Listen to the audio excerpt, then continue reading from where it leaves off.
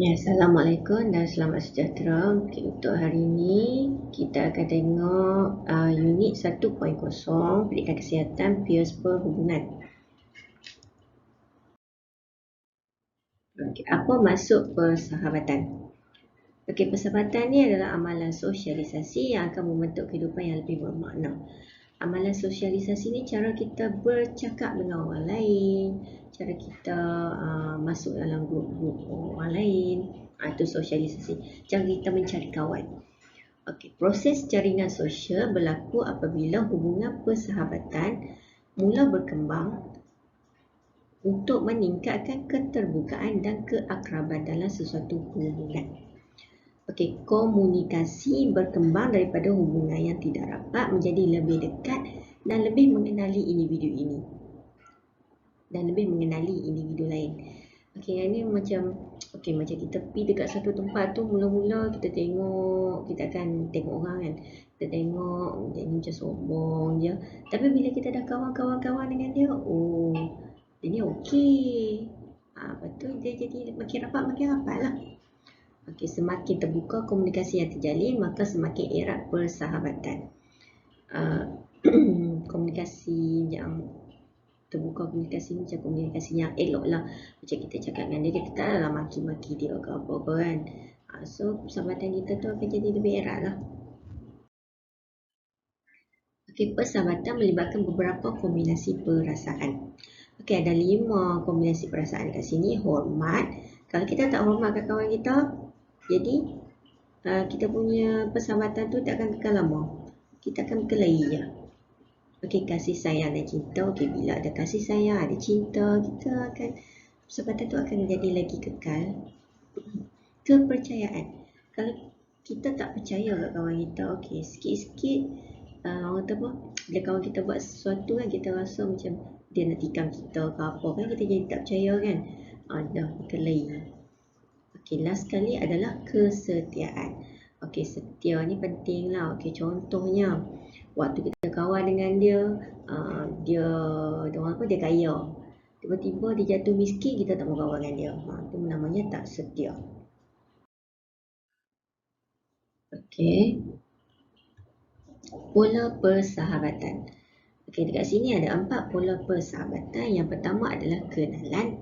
Kenalan ni adalah individu yang kita kenal dan sering berjumpa semasa berada di sekolah, kawasan perumahan dan sebagainya. Okey, jiran-jiran kita. Lepas tu dekat sekolah, abang-abang senior ke, kakak-kakak senior ke, adik-adik ke. Ini adalah kenalan di sekolah. Okey, yang kedua adalah sahabat biasa. Sahabat biasa ni individu yang wujud dalam kehidupan dan mempunyai minat dan hala tuju yang mungkin sama. Okey, individu ini adalah seperti rakan sepasukan anda atau rakan yang menghadiri kelas yang sama. Okey, sahabat biasa ni orang kata apa? Kawan kelas lah. Mudah. Kawan kelas, kita duduk satu kelas, kita jumpa di akhir hari, kita cakap dengan dia apa semua. Ini sahabat biasa. Okey, yang ketiga adalah sahabat karib. Sahabat karib ni kita dah lama kenal. Lepas tu kita selalu meluangkan masa dengan dia. Kita tengok wayang sama-sama, pergi makan sama-sama, pergi jogging ke, pergi hiking ke. Ini adalah sahabat karib. Sebagai sahabat karib ni kita boleh kongsi perasaan, pendapat dan memberi pandangan dengan selesa. Macam kita sembang-sembang pun tak adalah nak kecil hati ke apa ke. Ini sahabat karib. Okey, last sekali adalah sahabat intim. Sahabat intim ni ataupun kita panggil apa? BFF. Best Friend Forever. Okey. Sahabat intim ni individu yang sangat rapat dengan kita. Lepas tu mesra. Lepas tu sahabat intim ni kita boleh kongsi perasaan, pendapat, pandangan peribadi. Ini adalah sahabat intim. Macam kita nak kongsi rahsia ke apa ke, kita akan cari orang yang kita percaya. Sahabat kita lah. Sahabat intim ni BFF, Best Friend Forever. Okey. Sahabat intim ni adalah tonggak dalam kehidupan seorang remaja. Kalau kita punya BFF seorang yang baik, dia akan bawa kita ke jalan yang elok lah. Kalau BFF kita sebaliknya, kita pun akan jadi sebaliknya. Kita akan ikut kita punya BFF. Okey, batasan dalam perhubungan. Okey, kalau tak ada batasan dalam hubungan ni, perhubungan kita tak akan berkemas secara positif. Kita akan orang apa? Kawan saya, lepas tu kelahi lah apa semua, putus kawan. Okey, batasan ni dia penting sebab kita tak mau ada perselisihan faham.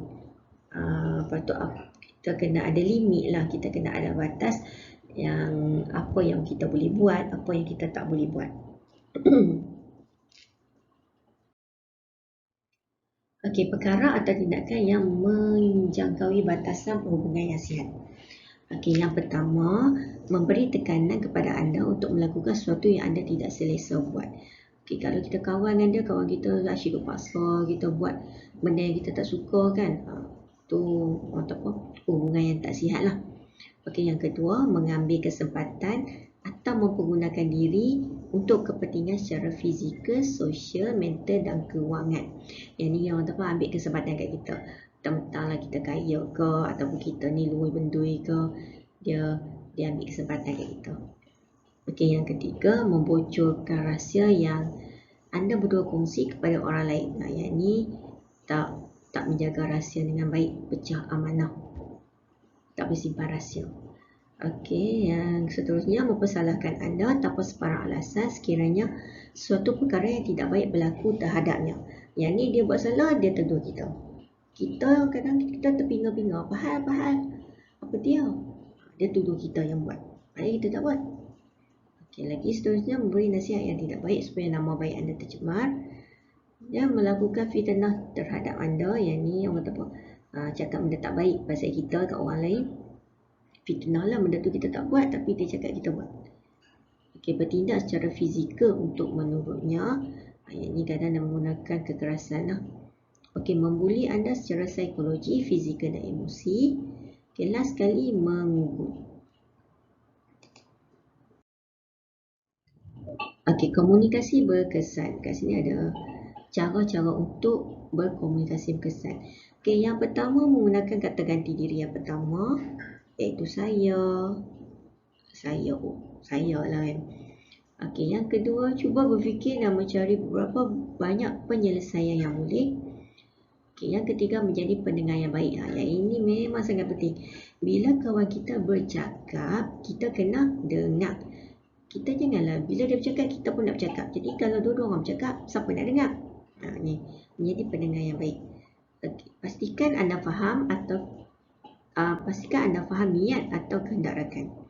Okey, ni bila kawan cerita kita kena fahamlah apa yang diceritakan oleh dia tu. Jangan bila dia cerita A kita faham B. Ni bila dia cerita A kita faham B, ni maknanya kita bukan pendengar yang baiklah. Okey, yang seterusnya mencari penyelesaian terbaik. Dan yang terakhir, sekiranya tidak berjaya, kita akan cuba lagi. Maksudnya kita akan cuba berkomunikasi lagi lah dengan cara-cara yang lain. Okay, komunikasi terbuka. Okay, maksud komunikasi terbuka adalah berterus terang tetapi dengan berhemah. Okay, bila kita berkawan, kita kena berterus terang dengan dia. Tapi secara berhemah ni, kita tak sakitkan hati dia. Kita kena pandai mengatur butir-butir bicara. Itu. So, yang ni berterus terang tapi dengan cara yang berhemah. Okay, berfikir sebelum bercakap. Betul tak apa yang kita nak cakap ni? Okey ke tak? Ataupun kalau kita cakap, kelahi ke tak? Okay, so ini adalah faktor-faktor yang kita kena bijak dulu sebelum kita bercakap. Yang pertama, pertimbangan. Perbualan saya perlu ditapis ataupun tidak. Kadang kita fikir macam-macam dalam kita punya otak ni. Tapi bila kita bercakap, keluar mengalir. Okey, tujuan. Adakah untuk menyakitkan hati dia? Kalau tujuan dia untuk menyakitkan hati orang lain, jangan bercakap lah. Okay, pilihan. Adakah saya perlu bercakap sesuatu? Ini maknanya kalau benda tu elok, kita bercakap. Kalau benda tu tak elok, baik kita diam. Keprihatinan. Saya perlu cuba memahami perasaan orang lain. Okay, empathy. Saya perlu lihat daripada perspektifnya. Okay, kalau macam orang tu tengah sedih kan. Bila kita nak cakap dengan dia kan, kita kena duduk dekat tempat dia. Okey, adakah tindakan ini akan memalukannya? Okay, adakah terdapat cara yang lebih baik untuk menyampaikannya? Okay, lagi, adakah cara penyampaian saya berhemah? Okay, cara penyampaian saya berhemah ni, bila kita bercakap kan, kita bayangkan kalau orang bercakap dengan kita, cara yang kita bercakap tu, adakah kita akan rasa sakit hati? Tu kita kena bayangkan lah. Okay, last sekali, adakah saya mendengar dengan teliti? Okay, adakah saya memberi peluang yang wajar kepadanya untuk menjelaskan atau meminta maaf? Okay, itu sahaja. Terima kasih.